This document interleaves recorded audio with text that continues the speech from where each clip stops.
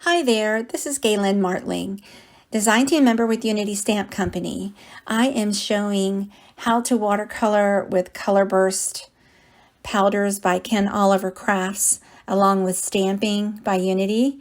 I have these beautiful cards that feature a teacher kit. It's called Teach, Love, Inspire by Unity Stamp Company. So I pre-stamped the sentiment and I cut it out using a die cut of a tag, but you can also stamp onto a tag.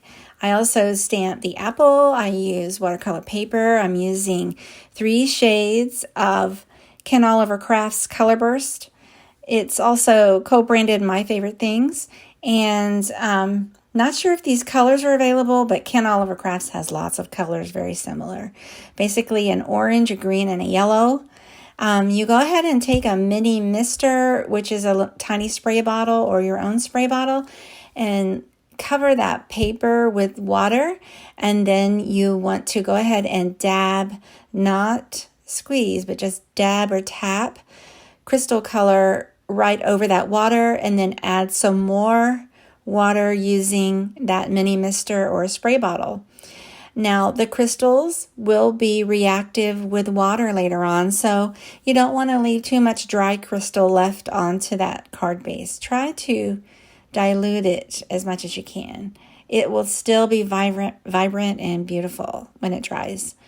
And so I allow the water to just blend and move.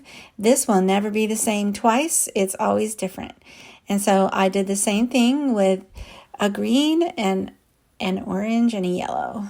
So I'm going to repeat this a couple more times. This time I'm using green. It's called Field Day. The other one was called Orange Zest. And I'm also using Lemon Drop.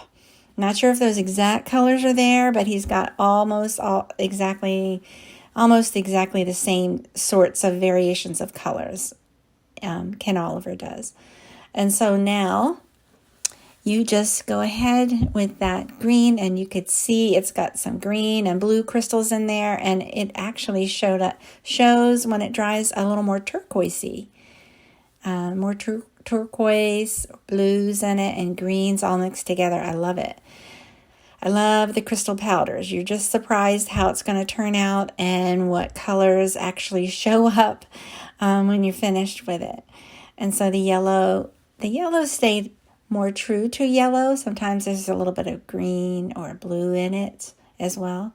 But I went ahead and, did the same thing with it. And I'm going to pick it up and move it around some more. Now, with color burst and any kind of crystal powders, you want to be careful with your hands and the surrounding areas, because it will stain whatever it gets in contact with, including your fingers. So gloves are handy for this technique. Also, make sure you clean up before you go to the next color. So clean your craft mat before you move on to the next color. So it's so your colors don't blend in if you don't want them to blend. So I go ahead once everything is set aside to start drying a little bit on those panels. I wanted to add a little color to the apple. So once before I finish with those color burst panels, I'm going to heat set them as well. But this is a good time to just set them aside to prepare the rest of your card or your layers or your stamping. And if you're going to stamp right over the color burst, just make sure that everything is completely dry. I chose to go ahead and make a tag for this card instead of stamping onto the color burst panel. And I like how it turned out. And so this little apple is going to be an accent. And I'm using Copic markers and blending some reds and the colorless blender, and I'm using a little bit of green accents on the apple. I did 3 of these. So I fussy cut them out, just cutting them with scissors. And then I use a black marker to just finish the edges so that the white doesn't show as much on the edge. And then pop it up with foam tape. And so there did 3 of them. They're really sweet. I like how they turned out. They almost look like little hearts to me, but they're apples. So I'm just finishing the heat setting. When you try to heat set on watercolor, the paper will warp, so just turn it over, heat set the other side, and turn it over again, heat set it again, and it should flatten out pretty good.